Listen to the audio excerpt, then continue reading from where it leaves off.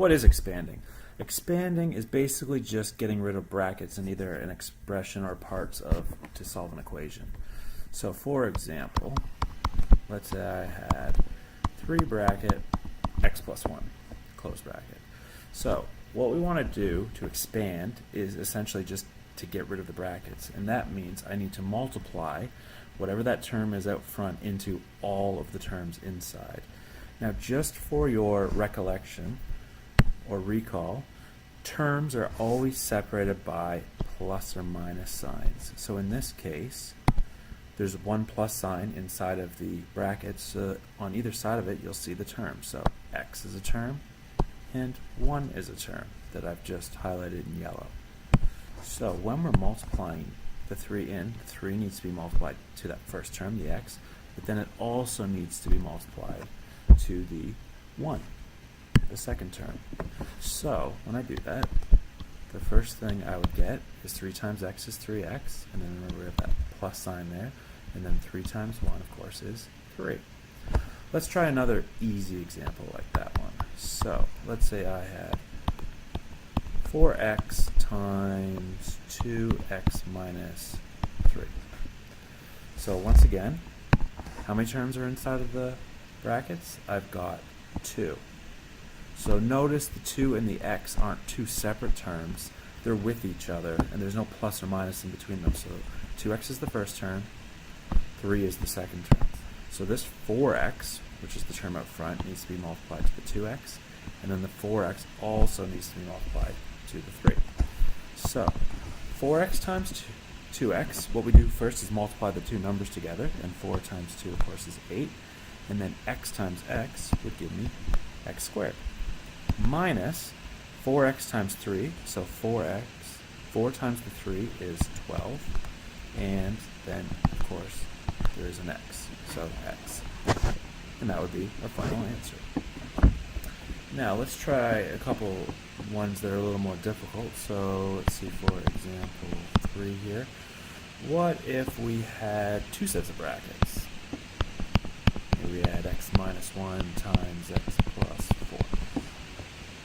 Now this time, what we need to do is we take that first term. Actually, let's highlight the terms. I won't keep doing this, but I will for this one. There are 2 terms in the first one, set of brackets, and there are 2 terms in the second set of brackets.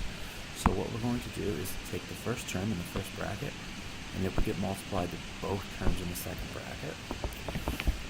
And then we would take the second term in the first bracket, and it would get multiplied to both terms in the second bracket. So what would that look like?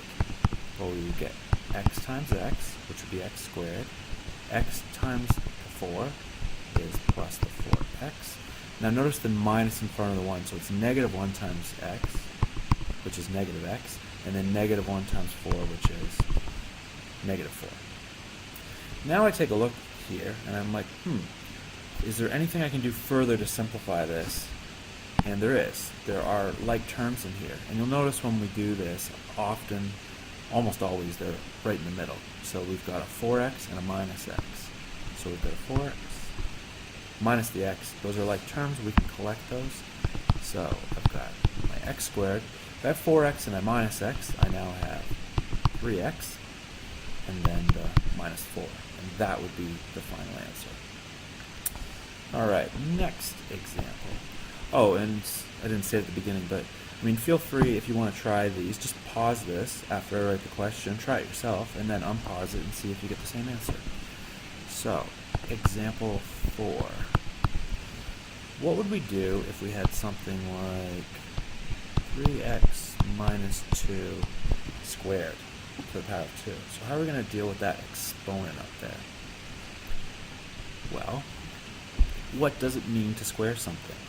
Squaring something just means to multiply the term by itself. So in this case, whatever's in the brackets needs to be multiplied by the same thing. So all I need to do is just write it out twice. So 3x minus 2 times 3x minus 2 in the brackets. And just like last time, we're going to do the same thing again. So I take that first term and I multiply it to both terms in the second bracket. So I get 3 times x times 3x times 3x, which is 9 x squared. And then 3x times negative 2 is negative 6x. Then we're going to do the same thing with the second term. It gets multiplied both times.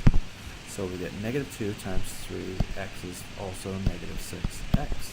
And negative 2 times negative 2 is positive 4. Once again, we've got two like terms here. We've got a 6x and a 6x. So we collect those together, giving us 9x squared. Don't really like that x. 9x squared minus 12x plus the 4. And that would be the final answer. Alright. What other types of examples are there possibly? So, scrolling down here, we could have, go to example 5, we could have something with two terms in the first bracket, maybe x minus 1, and the second term, let's put three terms in this bracket this time. So, x squared plus x plus 5.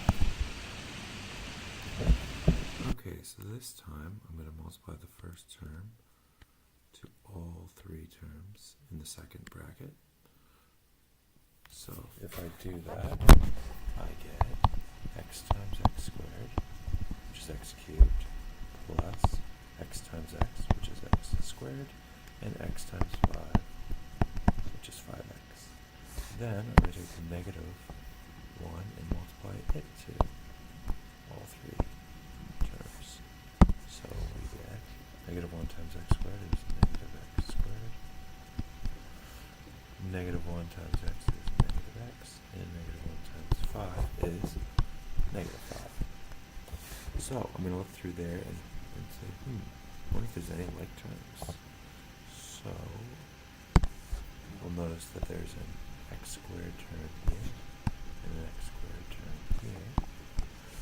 And then also there is a 5x and an x right there. So next line would be x cubed. Now x squared minus x squared will cancel it out, so we won't have any x squared term. 5x minus x is 4x, and then we still have the minus 5. And that would be the final answer for this one. Hopefully these examples have helped you out and can get you started on the first exercise, and hope you've enjoyed watching. Thanks.